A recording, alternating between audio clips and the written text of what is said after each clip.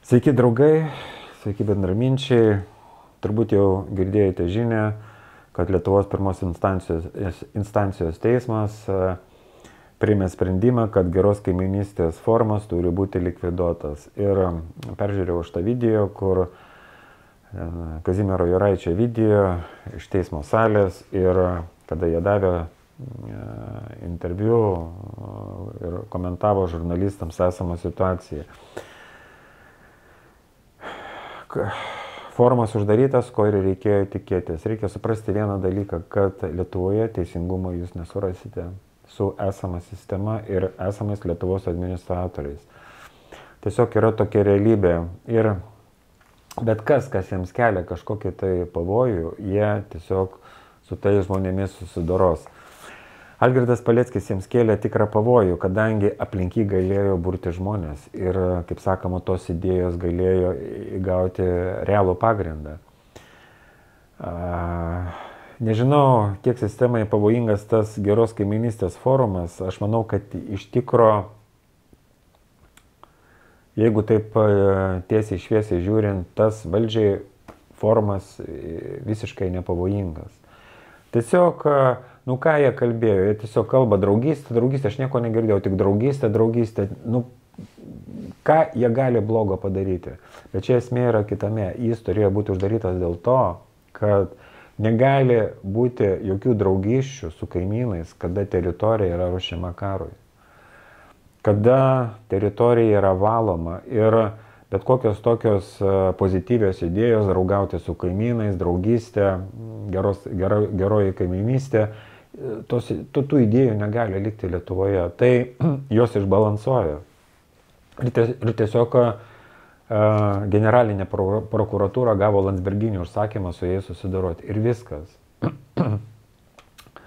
Ir galima pritarti Erikos Švenčionienės politiniam pažiūrom, galima nepritarti, galima pritarti jos veiklai, galima nepritarti.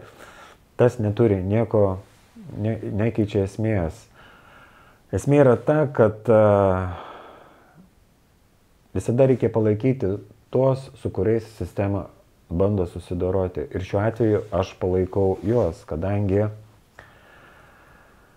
tiesiog sistema susidoroja su visais. Aš nepritariu mokytojos Astros politiniam pažiūrom, ypatingai geopolitinėje temoje, bet kada sistema tiesiog grubiai, ciniškai bandė su ją susidoroti, man kėlė pyktį.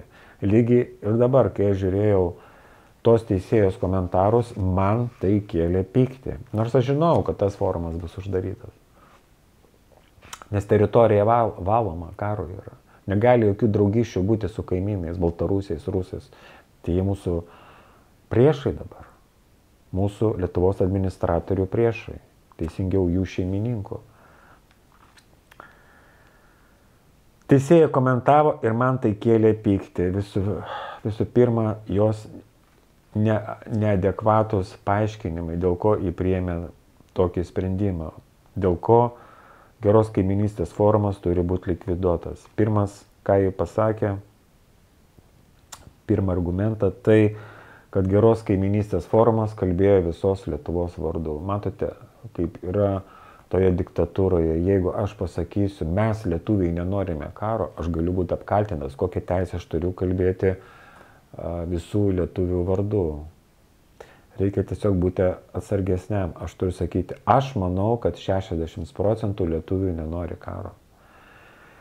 Jeigu sistema gauna užsakymą, politinio susidorojimo užsakymą, jie prisikabins prie bet kokios formuluotės, prie bet kokio žodžio. Kaip sakė Žalimas, tiesiog prokurorams reikia jungti fantaziją ir labai lengvai galima įkišti į kalėjimą.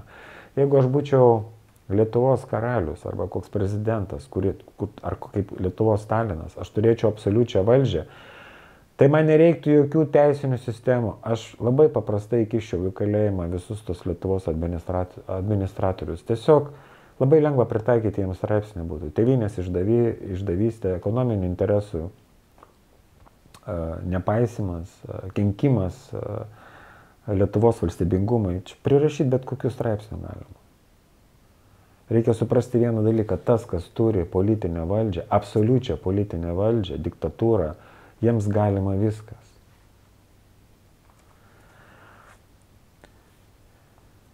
Ir tokiomis teisinėmis priemonėmis, manau, jau nieko nepakeisi. Viskas yra daroma šiais laikais, šiame šiuolaikinėme pasaulyje iš jėgos pozicijų. Kadangi kitaip turbūt neįmanoma, nes Lietuvoje nėra intelektualinio potencialo, kad pastumti tą sistemą dabar nuo vaizdo. Tiesiog nėra. Ir aš tai sprendžiu iš komentarų socialiniuose tinkluose. Kaip žmonės nenori pripažinti, kad jie suklydo balsuodami, pavyzdžiui, iš Nausėdą. Tiesiog jie priėmė sistemos taisyklės. Jeigu jūs priėmėte sistemos taisyklės, jūs turėsite priimti ir kitas sistemos taisyklės, pavyzdžiui, mobilizaciją. Tie, kurie balsavote už Nausėdą, už karo partijos narį, jūs turėsite eiti ginti ne Lietuvos, bet jų. Kitas teisėjos nusišnekėjimas, kuris mane supykdė,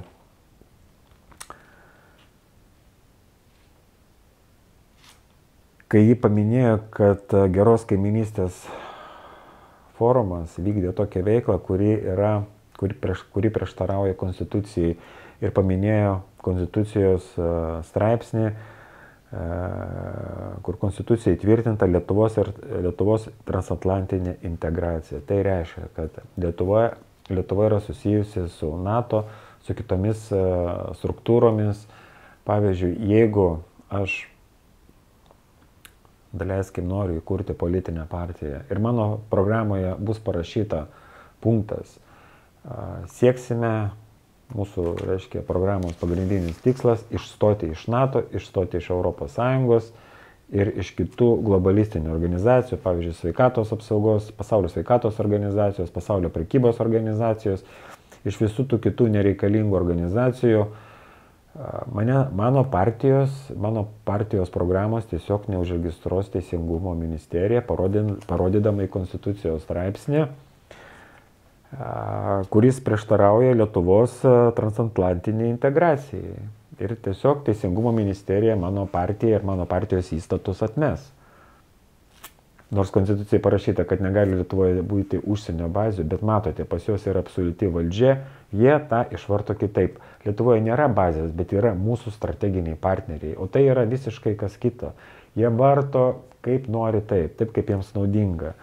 Dėl to turite suprasti, kad tokiais teismukais, teismeliais mes tikrai nieko nepasieksime. Tai yra tik tai laiko ir nervų gadinimas.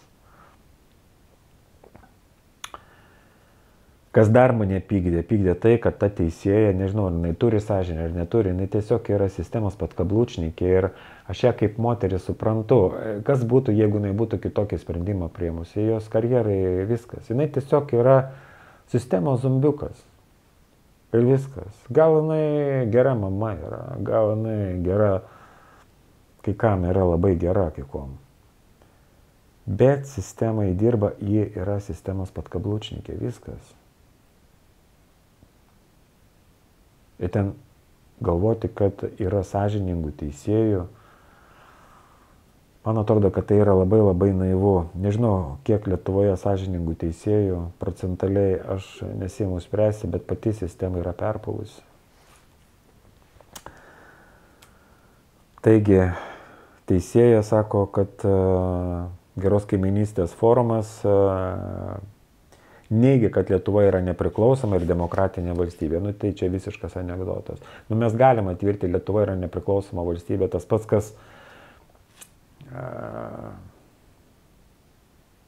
kas Lietuva yra nepriklausoma. Ką Lietuva pati gali nuspręsti. Galbūt, kada iš kiemų išvežti šiukšlės, gali laiką nustatyti. Jinai nieko nesprendžia, pagrindinių jokių klausimų. Nei finansinių, nei ekonominių,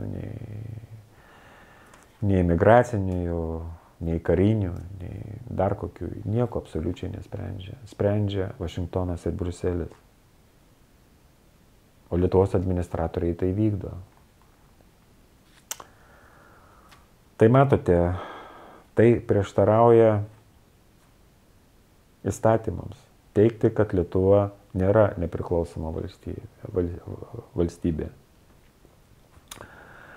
Kas dar mane supykdė, tai geros kaiminystės forumas rodė viešą palaikymą Rusijai. Matote, palaikyti, simpatizuoti kokią tai šalį jau gali būti greitai ir kriminalinis nusikaltimas. Jeigu aš pasakysiu, man patinka Rusija, aš simpatizuoju Rusijai, aš simpatizuoju Rusijos politikai, tai gali būti jau greitai ir kriminalinis nusikaltimas. Tokia realybė yra. Ir jinai tom pagrindžia, kad laisvė skleisti informaciją nėra susijusi su dezinformacija. Konstitucijai tvirtinta straipsnis, kad kiekvienas žmogus gali laisvai skleisti informaciją, bet teisėja čia ištransliuoja, kad tai nėra susiję su dezinformacija. Ir jeigu šiandien pasakysiu, kad NATO generaliniai sekretoriai visi yra Bilderbergo grupės nariai, tai jie traktuos, kad tai yra dezinformacija ir man gali būti legaliai užšiaupta burna.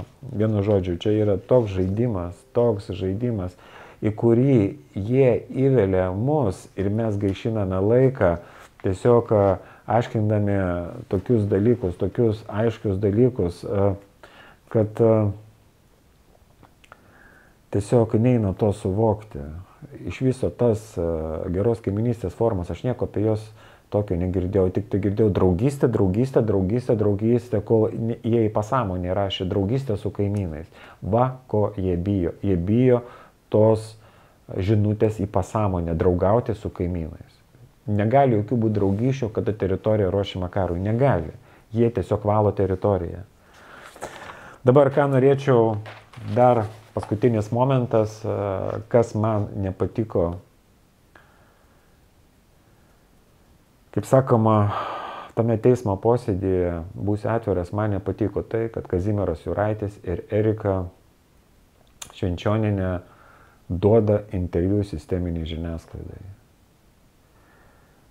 Čia yra jų asmeninis, apsisprendimas, jie yra laisvi tai daryti, bet mano nuomonė, su jais bendrauti, duoti kažkokius paaiškinimus, komentarus ar dar kažką, tai yra tiesiog tuščias bergždžias reikalas. Geriausiai parodyti tokį pilietinį jiems pasipriešinimą, su jais visiškai nebendrauti. Jums komentarų nebus. Taip kaip vieną kartą pasakė Romanovas, kada jai paskambino Eglė Samoškaitė, Delfio žurnalistė, norėjo išgauti iš Romanovo interviu, tai jis pasakė, aš su velniais nebendrauju. Tai Kazimierai, Erika, kodėl jūs bendraujate su velniais? Jūs tokie naivūs, tikite, kad jie ištransliuos savo portaluose visą tai, ką jūs pasakėte, jie viską iškarpys. Aš nežinau, ar jie iškarpė ar neiškarpė, bet mano manimu, kad jie iškarpė, nes jie visada taip daro. Yra jų duona karpyti ir dezinformuoti visuomenę. Kodėl jūs jiems duodate paaiškinimus? Tiesiog solidžiau atrodytumėt, jeigu jūs su jais visiškai nebendrautumėt. Jeigu man paskambintų Delfio koks nors žurnalistas, aš sakyčiau gerai, sumokėkite man. Už valandą kokius 200 eurų minimum. Tada galite tenais fantazuoti. Jūs neduokite jiems duonos.